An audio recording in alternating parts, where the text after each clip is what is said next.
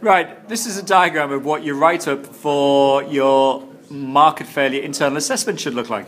I know it looks pretty messy at the moment, but if you see the real-world newspaper at the top, that shows you that when you're talking about the real-world example, we don't want screeds and lots about the real-world example, only a small proportion.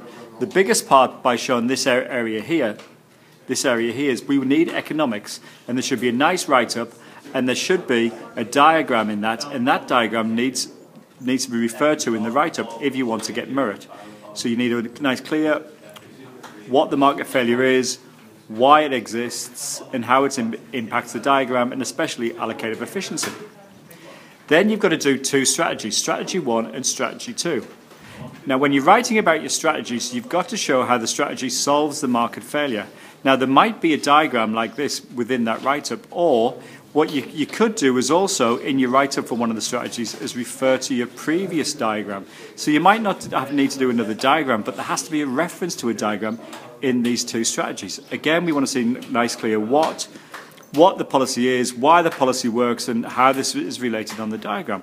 What, whys, and hows. The final bit is the conclusion. What you have to decide is which of these two policies is the best policy. Is it policy strategy 1 or strategy 2? And what you have to do to argue that, you have to say which is the best in terms of equity and efficiency. Which one has the least equity impact, or which one has the least efficiency impact? And again, there has to be a diagram in there and reference to a diagram. If you take that whole bit, that would be one section of your internal. And if you do that times 3, then you get your internal finished. Okay?